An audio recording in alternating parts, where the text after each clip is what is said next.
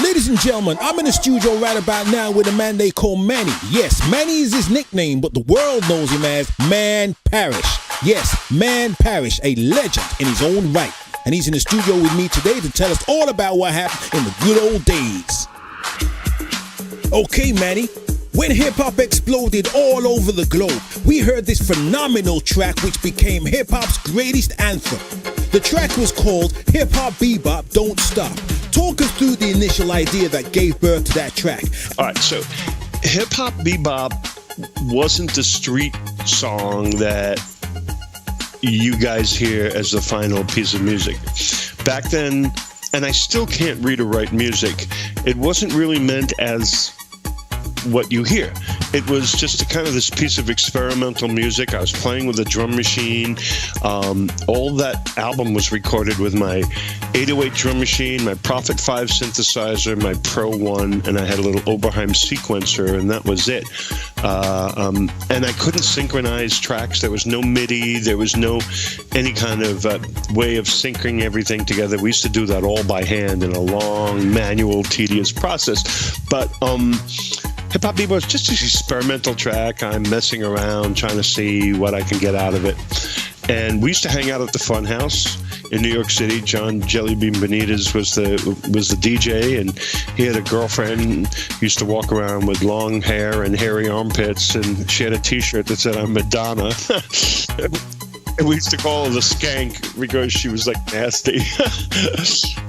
So we were hanging out in the DJ booths at the Fun House, and John Jellybean put a record on, and all of a sudden we heard, "Ooh, ooh, ooh, ooh," and I'm like, "What the fuck is that?" And he goes, "Oh, that's, when people are into music, they start barking." It was just starting to happen. And I'm like, "What? We got to put that on a record and bring it here and blow these guys' minds, Let's put dog barking on a record and fuck everybody up."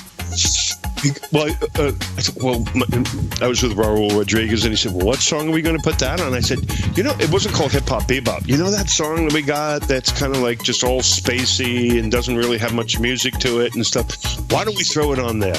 And that's exactly what happened, is we wound up putting it on that track. And that track doesn't have any kind of form to it. So there's no chorus, there's no verse, there's no really hook line. When we finally came to mixing it, we just did 100 outtakes. We would do a little piece like this with the drums and the tom-toms, this thing with the voice and a keyboard. And then we ran I think it was 3 hours. It was, I can't remember how many reels of tape. It was 5 or 6 or 8 reels of tape, just doing different kinds of pieces. And then they took that, and I think they did some coke for a weekend and beer, coke and beer, and razor blades. In those days, it was razor blades, not only to cut up your coke, but it was to cut up your tape too. And they edited that together into Hip Hop Bebop. So that's how that track came about. And where is John Jellybean these days? What is he up to? I think John's got I have Sirius XM satellite radio. I think you have Sky, satellite radio there. So I know he's doing a show on radio. I don't know if he's performing. He may be partially retired. I'm not sure. You got to remember, us cats are kind of like getting old now. We old.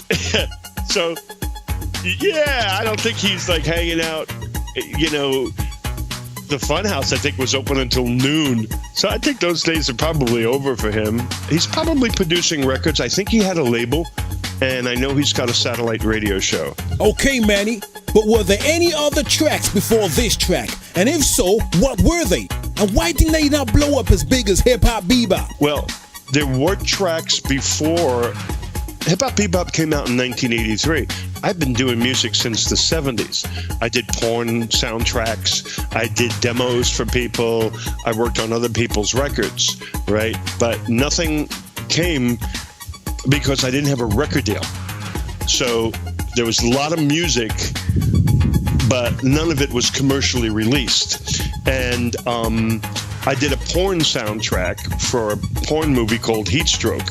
And the guy took the title song from this porn movie, burned it on an acetate and played it in a club. And then somebody said, "Oh, they're playing your song. You got to go down to this club." I'm like, "What?" He goes, yeah. Go down. Well, this was a freak show club. Drag queens, live sex acts, all that kind of stuff. And I walked in there and I was like, "Oh, this is fucked up," and I like it.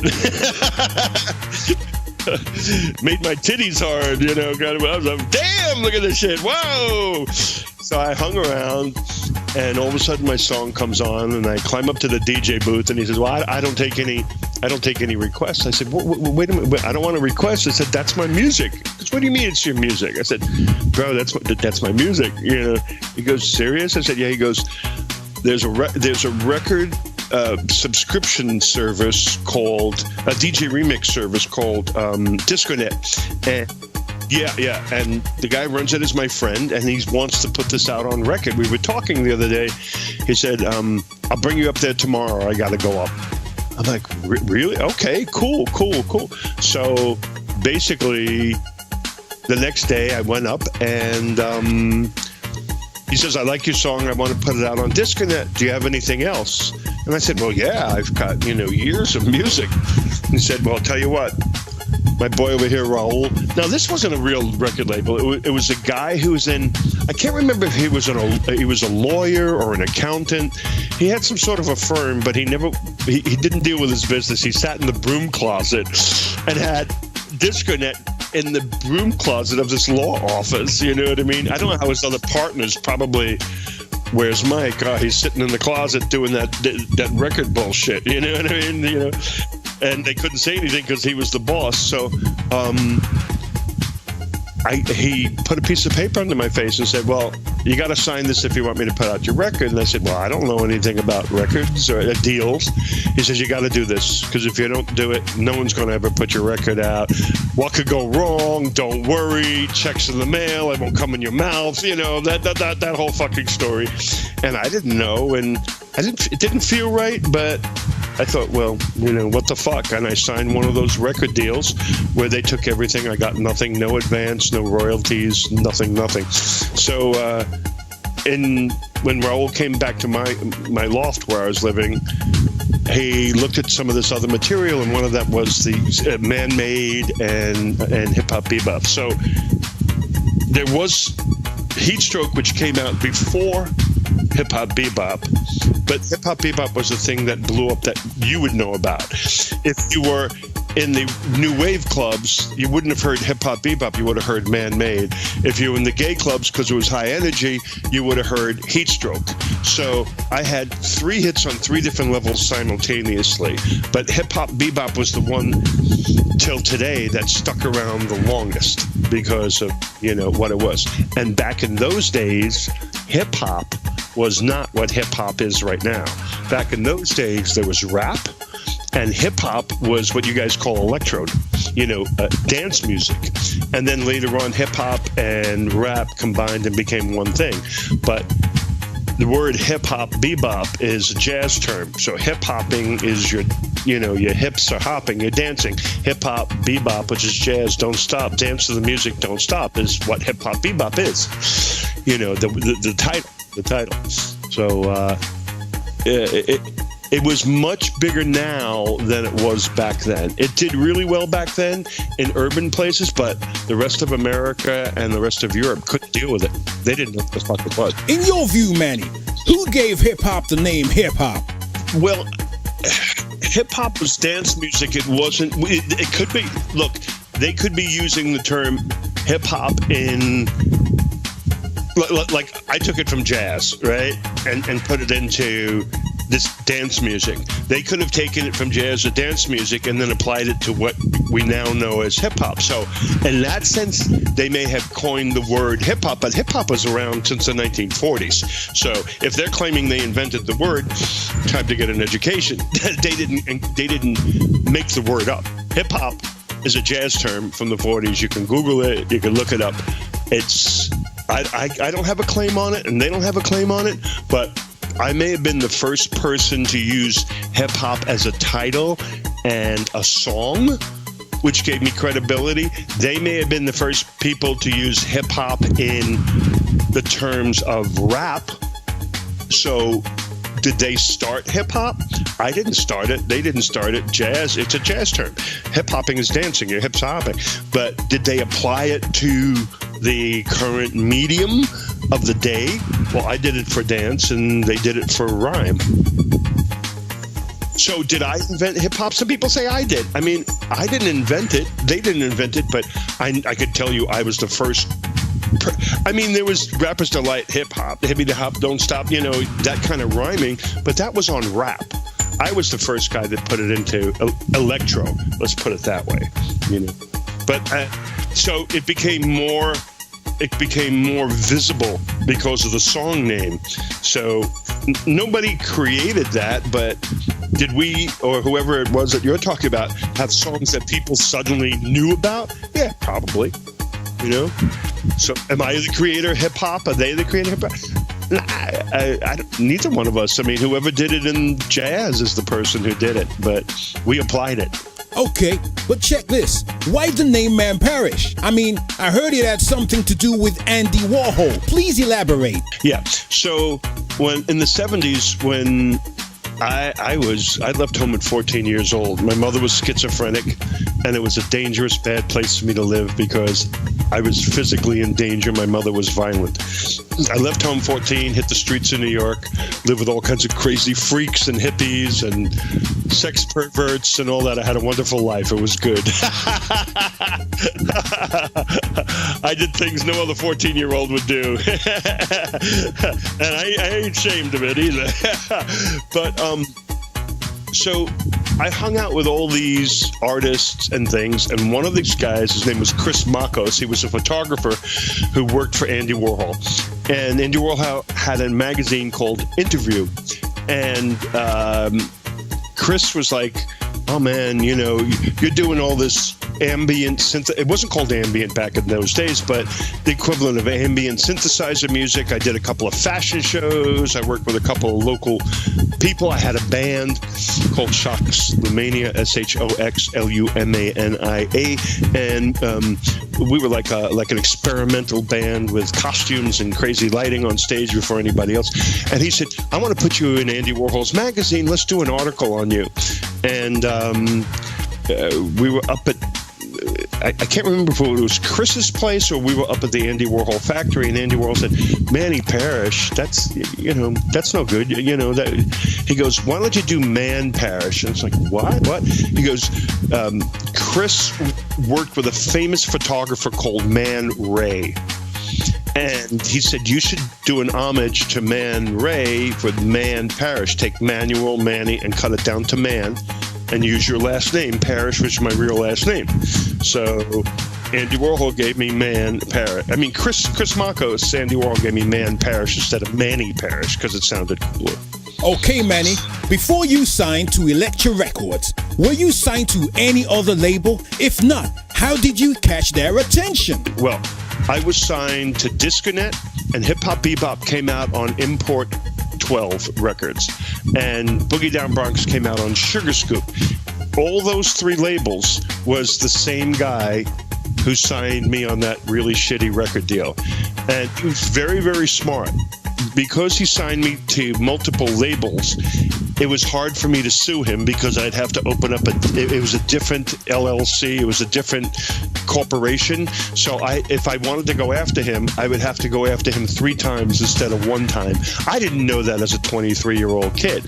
But Hip Hop Bebop came out on Heatstroke came out on Disconet, Hip Hop Bebop, and my album came out on Import 12, and then Boogie Down Bronx came out on Sugar Scoop Records. All the same guy, just made up another label, scattered my ashes so I couldn't find it. Basically, kind of, legally couldn't find it. But Electra came. I had walked away from my record label. A friend of mine, Sandy Dillon, she was managed by David Bowie's manager, Tony DeFries. And she said, I'm going into the studio. I'm really nervous. Can you come in and just make sure everything's okay? The president from Electra Records is going to come down, and they're going to, they want to maybe sign me. I'm going to do like an artist showcase. I was like, sure. So we're in the studio. She's singing behind the glass. The president of Electra Records comes in. I meet, David Bowie's manager, and shake hands with Man Parrish. And all of a sudden, the president of the record label pulls David Bowie's manager over to the side. Then this poor girl singing, and there's all this shit going on in the control room, and she's behind the glass singing her heart out like 10 songs or whatever, and they're supposed to be paying attention to her. And then he goes to me, Bowie's manager, says, "Can you come outside for a minute?" And I'm like, "Oh shit, all right, I guess I gotta leave. Something happened, whatever." And he goes, "Listen, these guys want to sign you. Do you want to be signed to a record label on Electra?" And I was like, yeah. He goes, "I'll be your manager. You want me to be your manager?" And I said, yeah. He goes, "Handshake, I take 50%. Now, I didn't know a manager can only take, 20% legally. And he was a snake. So I went, okay. Shakes my hand, tells the record label that I want to be on Electra. He's going to manage me. And basically, I got a record deal from Electra in 5 minutes like that. The next was just formal paperwork of signing the papers, but it happened that fast. And then he told me synthesizer music and dance music is never going to go anywhere. He was David Bowie's manager. I got to go get a rock and roll band, and I got to go out on the road and be like real music, because synthesizers back in the 80s were never going to make it. You know what I mean? And of course, I tried to do some rock and roll shit, which is like, I'm a funky white boy. I can't do rock and roll. I may be white, but I can't. I listened to this shit when I grew up because there was nothing else. But I delivered horrible music to Electra, and they said, "Get out of here," right, and rightly so. Man, is the owner of that label still alive?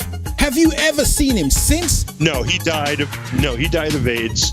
The owner of Import 12 Sugar Scoop died of AIDS a few years later. They used to take my record and put MDA and heroin and coke, depending on who they were sending it to, in as little packets of payola inside my album. So they used to slip drugs into my album and send my album off to DJs. Here, you get the album, you open it up, a packet of coke or a pack of heroin, depending on what you were into, fell out, or some weed would fall out of the label, and that's how he kind of bribed people to play it and put a little pressure on him. But he was a party guy. He went to Harvard or one of those places.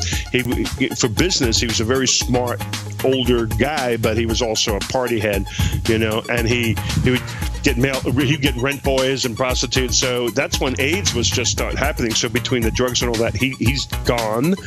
And ironically, the guy that ripped me off, which is him, they called me a year later after I had nothing to do with the label, and they said, he's got dementia from HIV, and he's walking around Dallas, Texas, handing out $100 bills to people on the street. He escaped from the hospital in New York, got on a plane, and could you go and get him? I'm like, why would I go and get him? The dude fucking ripped me off. And they're like, he always talks about you and how sorry he was that he ripped you off and all that.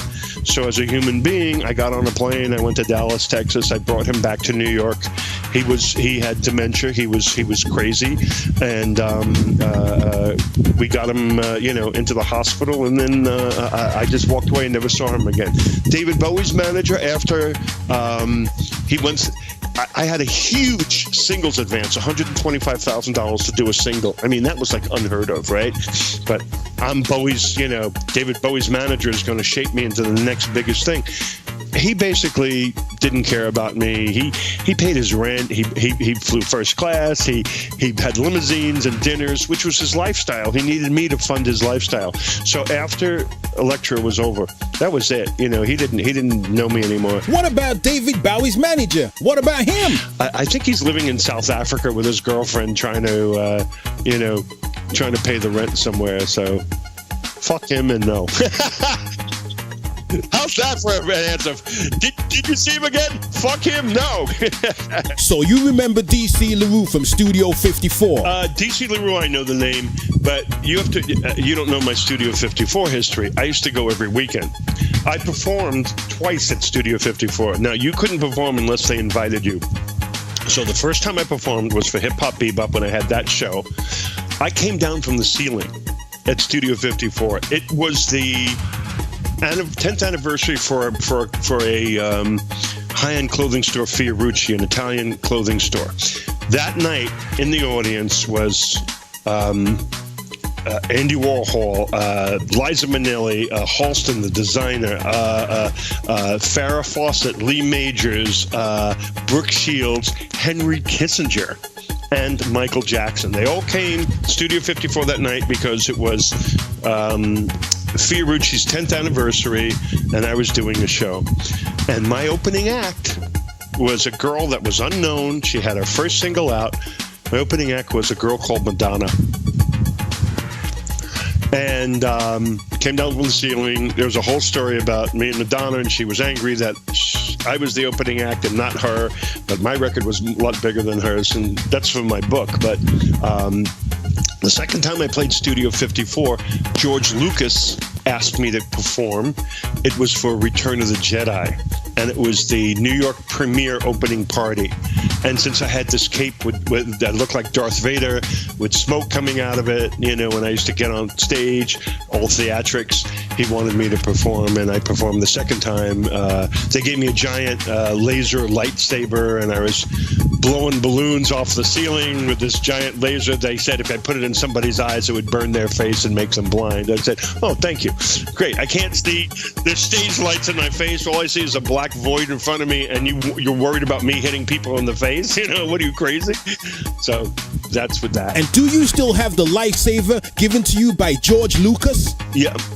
No, that wasn't mine. You know, they rented that thing. You know, I mean, it had like the laser sat off the side of the stage and was water cooled. They hooked it up to a hose or a fire hydrant or something to cool it, and the tube that carried the laser on stage was about the size of a giant, like maybe a fire hose for the fire brigade. It was this giant fucking tube that carried, and then the end of it was the laser. So the light went through this massive, you know, snake, this giant like tube, and that's how they brought the laser from backstage to my hands on stage. It was amazing. And then I later on in life, when I had my club for 15 years, because that's what happened after music, I got into lasers and programming lasers. So it's kind of ironic that I had that shit. Another explosion happened in the Man Parrish era with a fantastic MC called MC John Ski. And the two of you created a phenomenal track called Boogie Down Bronx. How did you guys hook up, and where is John Ski today? So after Boogie Down, after Hip Hop Bebop and all that, I kind of walked away from the record label. I was still friends with Raul because he worked for the label, and the label. The guy got rich, man. I mean, he bought a plane. He went from a one-person small office to a big office with like 10 people working with him and all that kind of stuff. And he tried to, you know, be friends with me again. Be friends with me again. And he told Raul, you know, he said, you know, get Manny. Let's go up to Martha's Vineyard. Get in my plane. You know, I didn't know this. He takes me for a ride in the plane, and I said, "Wow, when did you get this plane?" He goes, "Oh, I just bought it a couple of weeks ago. I realized it was off of my royalties, right?" So, yeah, I'm riding in the plane that I paid for. Yeah. So, Raul and I are still doing some other records. We did COD in the Bottle. We did Two Sisters. That's all me and him under other names. IRT, Watch the Closing Doors. We did Alicia's Baby Talk and Two Turned On. Bunch of dance records back from those days. I worked on Gloria Gaynor's I Am What I Am. I did all the keyboards on that. So my neighborhood, I lived in a white Italian neighborhood in Brooklyn called Bensonhurst. So Bensonhurst to black people was like what Harlem is to white people. White people don't go to Harlem back in those days. Black people didn't come to Bensonhurst. But John Carter, his father was taking care of the building around the corner. So he was like the only black dude in the neighborhood. And he was cool. Nobody bothered him. He used to sit on my steps, and he knew when I was going in and out and recording, and I would go into my house. It was this, you know, like a semi-private attached house. And, oh, there's that dude again. Yeah. And as I'm walking up the steps, I go, "Hey, Man Parrish, I'm cool. Oh, cool in the water in the swimming pool." I was like, "All right, bro. Yeah, this is cool. And he would just kind of hang around the outside. Boy George came to my house. That's a whole other story. So everybody knew that I was recording and all that and who I was. So we were doing we were doing Boogie Down Bronx as a dance track, but we needed something on it, and so we need a rap on this. What about that guy who's always sitting downstairs rhyming? Well, I don't know. He sounds good. Brought him up. I think he did the take. I think he did that in 2 takes or something like that. And that was Boogie Down Bronx. He wrote this pretty much. I think I don't know if he wrote it on the spot. I can't remember how much time went by. If we said write something and he came back a few days later, or we did it on the spot. It was so long ago and it happened so fast. So he didn't get paid either. And ironically, years later, so check this out. He lost his voice. I mean, literally, he couldn't talk. He was like talking like this because he got so fucked up from not getting paid. Mentally, he shut down his voice. So he's back up again. He's doing stuff. He's changed his name. He's got one of those like, he's got like a Muslim name, which I don't know what it is. And, if you go to Red Bull has a two interviews with me, 2-hour-long interviews, and they also did a little mini movie about me and the 808, and John Carter Johnsky is there. You can Google it. So he's around today. He's got some kids. He's still doing some music, and he's living in Brooklyn and doing good. Well, Manny, I must say, you did something on the track which was kind of weird, and that was on Boogie Down Bronx with MC John Ski. You had the voice synth follow his entire vocals throughout the whole track. What gave you that idea? Well, I'm not a singer, so Man-Made, Heat Stroke, Together Again, songs where I had a voice. I can't sing. I mean, I could kind of sing, but, I can't sing. So I thought it would be a great idea. Well, why don't I kind of electrify this? Planet Rock tried to do vocoder with Rock, Planet Rock, but that wasn't a vocoder. That was a delay unit set on feedback, and it sort of sounded like a vocoder, like Kraftwerk, but I had a vocoder. And I said, why don't I just take John Carter's vocal and process it through the vocoder, mix it up underneath, and let's do Kraftwerk rap. Let's bring some electro. We didn't call it electro. That happened later in the 90s. But, let's bring that electro aspect to it. There was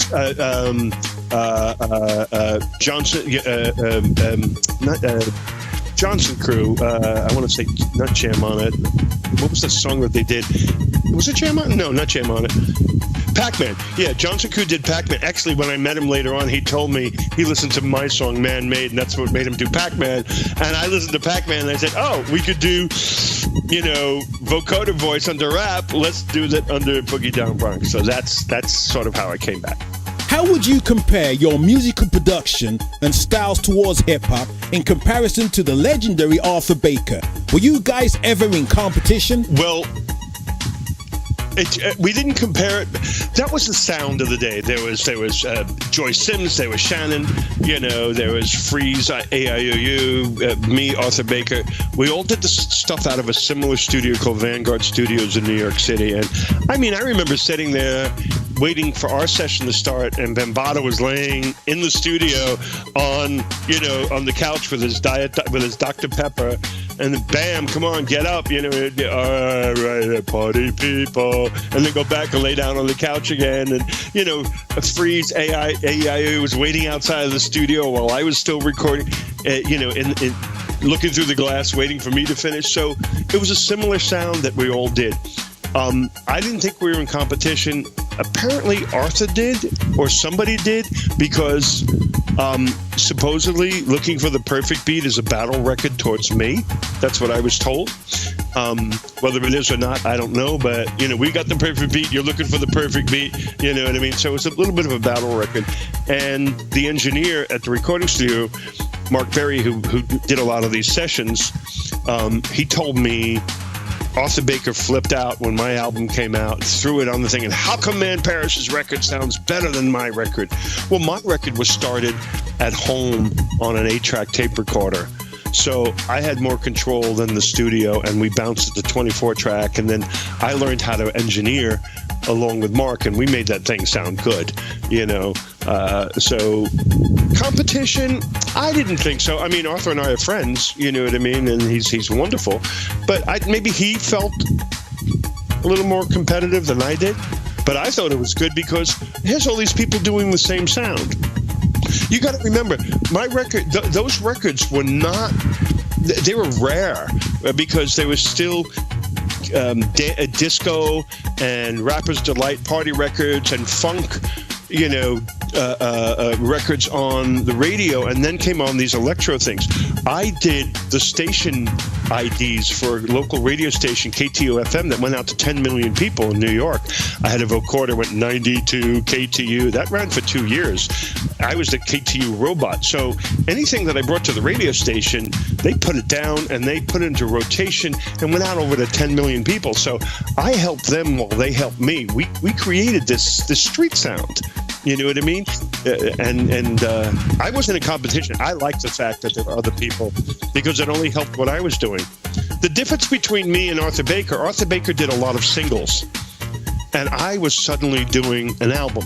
So here I was, an electro guy, and in those days when you did an album, you were considered more real than somebody who did a single. Today it's not like that, but back in those days, I was a real artist because I had an album, Did you ever hear of a bunch of guys called Joe's Animal and Days?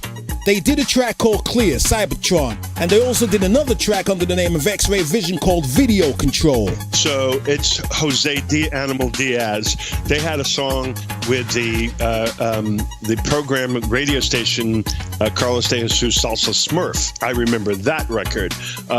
Jose Animal Diaz was a DJ at the Funhouse that also DJ'd along with Jelly Bean Benitez, and Jose we were friends, not good friends like call you up, let's go have a pint of beer, but he was just definitely somebody around. And a lot of what he did, he was a DJ, and the manager, the programmer at the radio station got together. They loved what I did. I used to do a lot of stuff for the radio station, a lot of live shows that were sponsored by the radio station. They decided to kind of do records. So that's how I know him, because he was doing similar records, and every time I did shows, he was there. So I know Animal Diaz. I don't know that song, but Salsa Smurf was the one that they played a lot of in New York. Man, High Noon, the Two Sisters, another slamming floor killer. How did you manage to work with these two girls, and what are they doing today?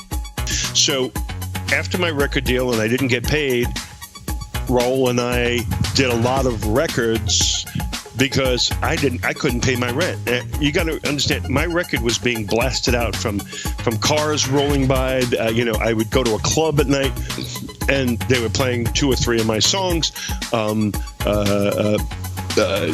walk by a bodega or some sort of a pizza shop, and on the radio my music's blasted out all over the place. But I was penniless. I went on welfare, I went on public assistance and food stamps. I was that poor, but yet I'm selling millions of records, right? And the guy's buying a plane and a Porsche and all that shit. So we had to do other records. So Raul and I hung around so much that this bitchy queen said, the two of you are like two sisters. You're always hanging around with each other. And I said, you know what?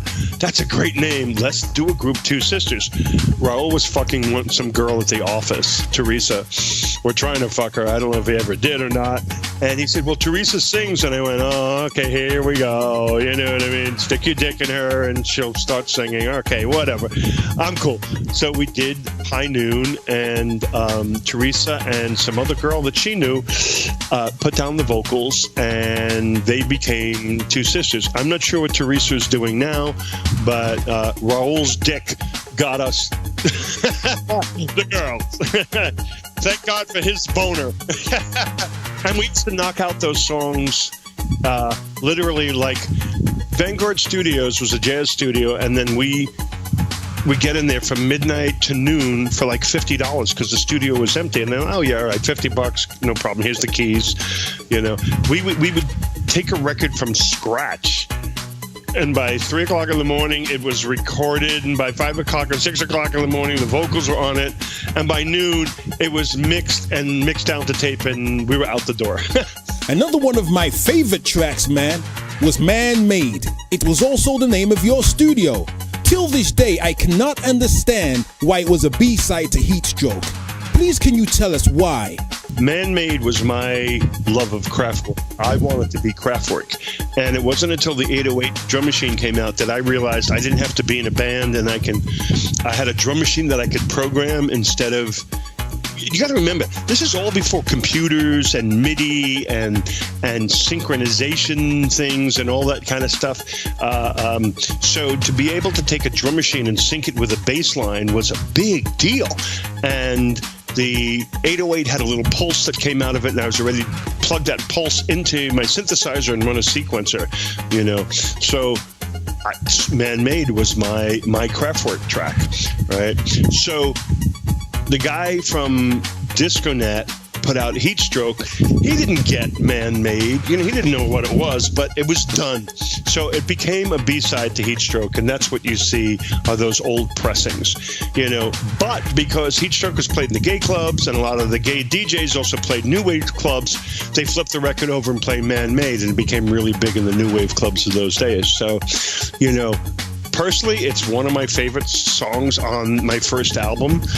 But it did better in the white clubs than in the urban clubs. Okay, Manny, could you tell us a little bit about your studio gear and talk us through your studio techniques? Okay, so back in the old days, after I lost my mother, when I played Studio 54, my mother died, and I went from the cemetery to Studio 54 sound check, and then played there that night. I mean, and then a few days later, I lost my Electra deal and everything.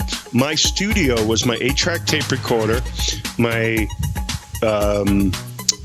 Prophet 5, my Prophet 1, an Oberheim sequencer. I think I had a Korg string Lambda by then.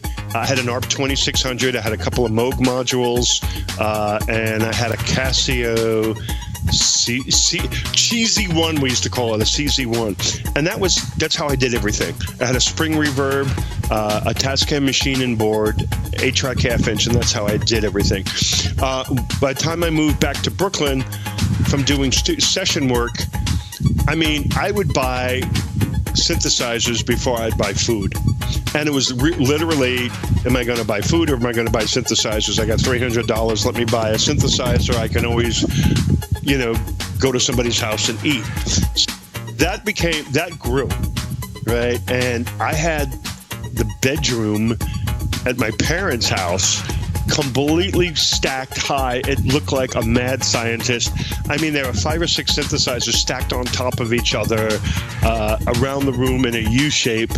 When you go back to those old school videos on YouTube and you see those old school cats and they have like piles and layers of synthesizers and boxes, that's what my setup looked like.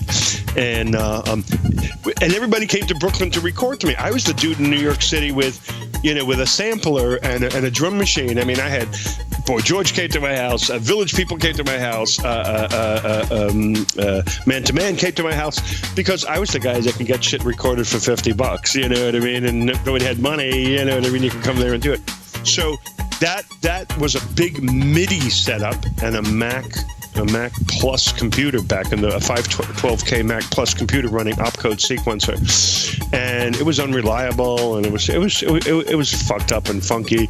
You know, you would set a synthesizer up and I'd go pee and come back and the whole thing was out of tune because the oscillators warmed up and it was analog, and people going, "Oh man, don't you love analog? Isn't it great?" And I'm like, it was a fucking nightmare. It was honestly a fucking nightmare. You know, the oscillators would go out of tune. One synthesizer you couldn't MIDI to another. Things would drift. It was a pain in the fucking ass. And you got that bass sound. And those days, a lot of synthesizers didn't have presets, so you couldn't save that sound to do it again. And so I had a book, a loose leaf book that had a drawing of the front of the synthesizer, and I would take a pencil and try to make like a little image. You know, you didn't have a cell phone to take a picture, so I'd try to on this Xerox piece of paper with all these knobs, I'd put a little notch. Oh, this knob is set at number 5, this shot is number 10. You could never create the sound a second time. So I'll tell you something that you would appreciate being from back then. There was no MIDI, there was no way to sync. So when I lay down multiple tracks of sequencers, my 808 drum machine was my master clock, and it had little pulses out of the back, and I would take the rim shot and write a dum da da dum da da dum dum dum, and then I could program single notes into my Pro 1, da da da da, ba ba ba ba ba, and by hitting, I would take the output trigger of the drum machine, feed it into the sequencer, and they would sync. So we would lay down the bass line and the drum machine simultaneously because that was locked. Then when he had to do additional tracks, I have to lay those in by hand. So I would set up another pattern, rewind the tape, go to track 3 if the drums were on 1 and the bass line was on 2, track 3, and we'd have to hit record, and I would try to start the drum machine exactly on bar 1, beat 1, and you probably get about 10, 12, 15, 16 bars in. It would run out of sync. We'd have to pull the tape back a few bars, punch it back in again, and we built up layers and layers of tracks like this. So I became known as a guy who could start that drum machine and do multiple layers of sequencers before MIDI and all that stuff. You see, you had to, in those days, there wasn't the technology, so you had to develop these skills to get stuff going. I was the first person to have an emulator in New York, the very first sampling emulator. It was, God, a fucking thing weighed 50, 60 pounds, and it was made out of steel. It had the 3.5-inch floppy disk, and you got 2 seconds at 8K, 8-bit sampling. You know, I think the highest was like 10K frequency or 8K frequency or something like that. It was horrible and massive, you know. So when sampling came in, you could then loop something and hold a key down, and if you were lucky, you got your loop right, and if not, you had to record the whole thing again. There was no way to edit it. So, you know. Yeah, you know. Okay, Manny, for all the great music you've done, why is it that Man Parrish was not as visually successful as the artists you worked around or with during that era? We understand that you were sort of ripped off by the record labels, but you must have been mad as hell seeing the success of all those people around you and the music that you made. What advice would you give musicians today about the music industry? After I got ripped off a second time, I tell people it's worse having something and losing it than it is never getting it, because you're a young kid, you have a record, it's all over the place. Hey, that's me. I'd stand in a club and nobody knew who I was, and maybe 6 or 8 songs that night over a period of 4 hours. They'd play hip hop bebop, they'd play Boogie Down Bronx. If the club was cool enough, they'd play Heat Stroke or Man Made. Maybe they'd play a Two Sisters record, IRT, Rama, and here I am. I barely had enough money to go in. I don't have enough money to buy a drink. It breaks your heart. It really fucks with you, you know? So I walked away from music because I couldn't take it. And if you ever want to know, hey, where are they now? What happened? That's because of that. You know, probably somebody got ripped off. I managed the Village people for 6 years. At the height of their career, they only got paid $1,000 and they're playing stadiums. You know what I mean? And they were told, you're putting on an outfit. You're an actor and you're being hired by the week to play this role. And if you don't like it, we can get somebody else to put on that outfit, that costume, and go out on that stage. So, but I didn't. There was a time when I didn't do music at all, but after hip hop, bebop, Boogie Down Bronx, I was still producing records and still writing records because music's my thing. But I was doing it under other names like Two Sisters and all that. After that happened, I got on the road with Village People for 6 years and traveled the world, which was amazing. I mean, I got to see the world for free, flew the Concorde, and things I could never possibly do. So I went on tour, not with myself, but with them. So it was a safe way of doing it. After that, around 2000, I had a Sunday party at a club called The Cock in New York. And my party was called Sperm. And this party was off the fucking chain. We had performance artists, live sex shows, freaks, perverts, the trannies. It was the craziest fucking thing. I mean, we had Britney Spears and Christina Aguilera and Pink, and I mean, we had celebrities in there. The place legally held 80 people, and we would put 400 people in there every Sunday night. I mean, it was a fire trap. It was dangerous. I DJ'd, and we decorated the club. We would spend 8 hours. I'd get there at 6 in the morning until 3 or 4 in the afternoon and completely transform the place. We would wrap it in plastic.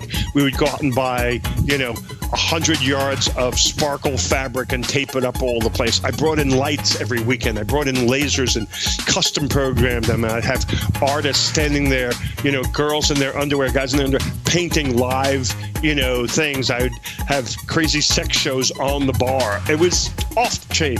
So I still did music, but it was a safe place and something that I can control. So my suggestion for people, the music industry has drastically changed, as we know, and music has become a commodity now, and I'll explain that really fast. Record labels are not as interested anymore in artists. They're interested in building up catalogs. And when one record label has 10,000 songs, a bigger label comes in and buys their 10,000 records to put to the bigger label's million records. And then when they get a million, they sell it to another label that has 5 million, and that next label has 10 million. So they buy and they sell these records, these record deals, and these songs like bad, housing loans, like we went here in the U.S. They're sort of like Wall Street commodities. You're buying these packages of music, and that's where it is today. When the record industry crashed, when you put out a record, you only got 10 cents on the dollar.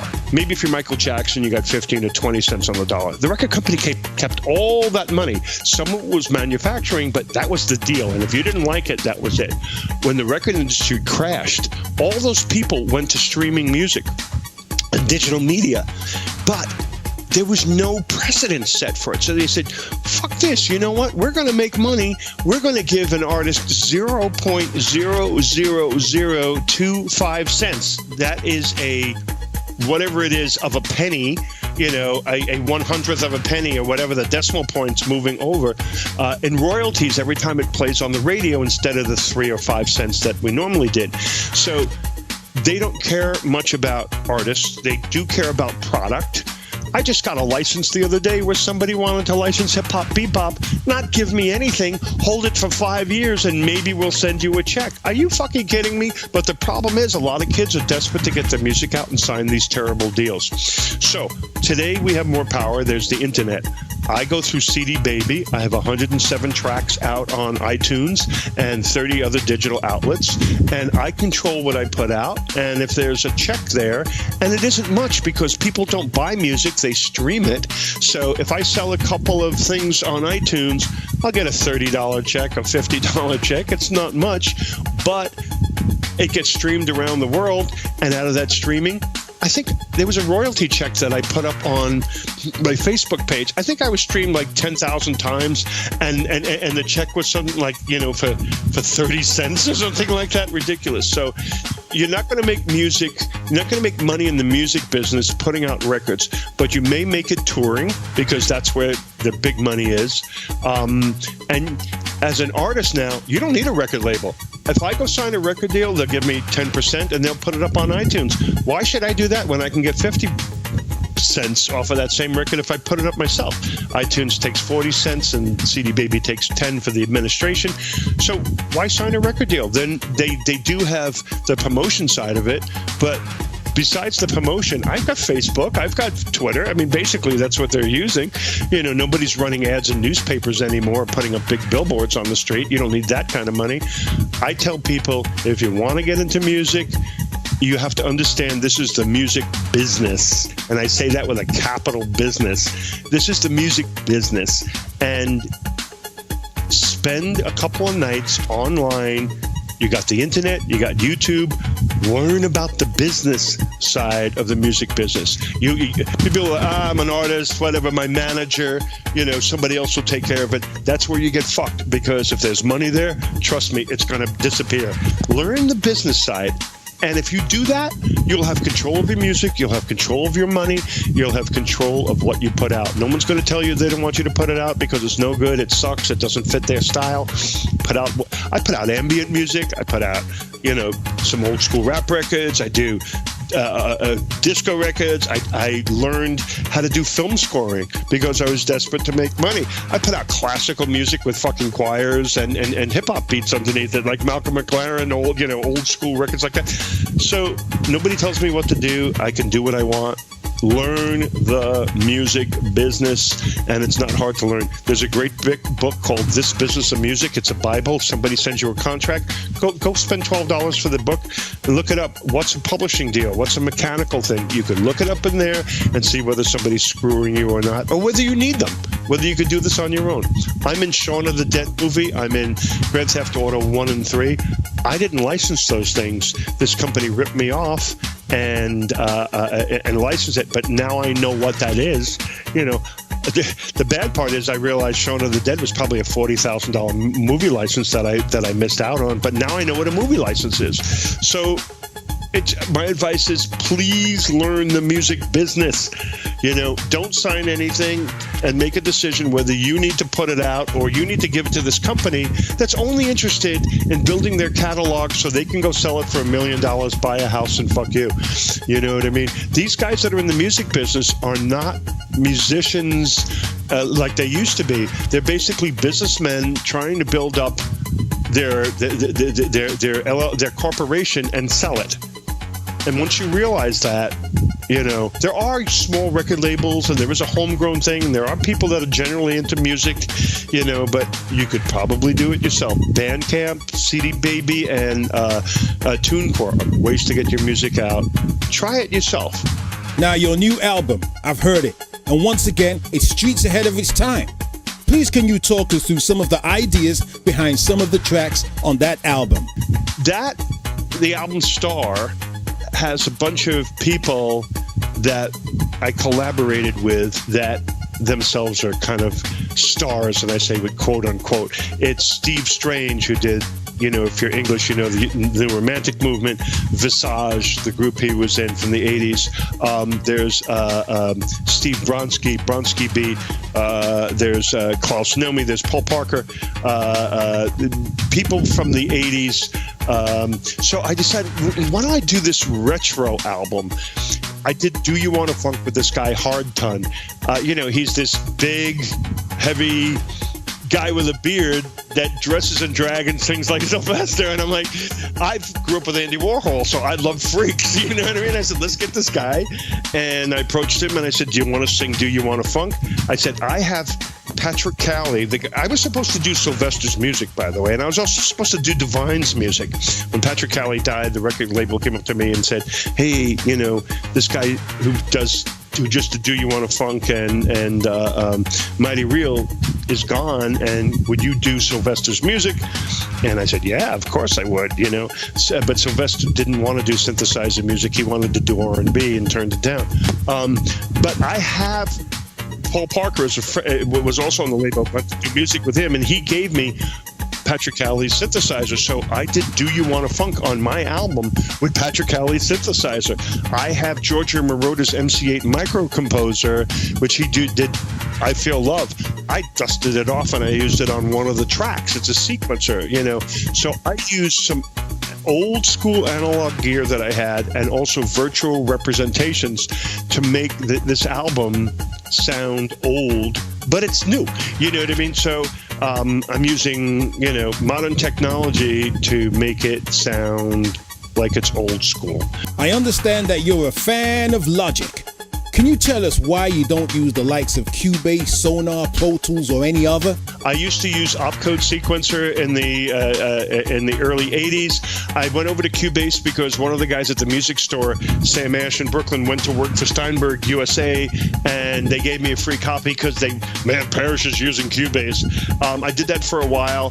Then someone said, you got to try Logic. It was eMagic from Germany. It used to crash. It was a mess. Apple bought it.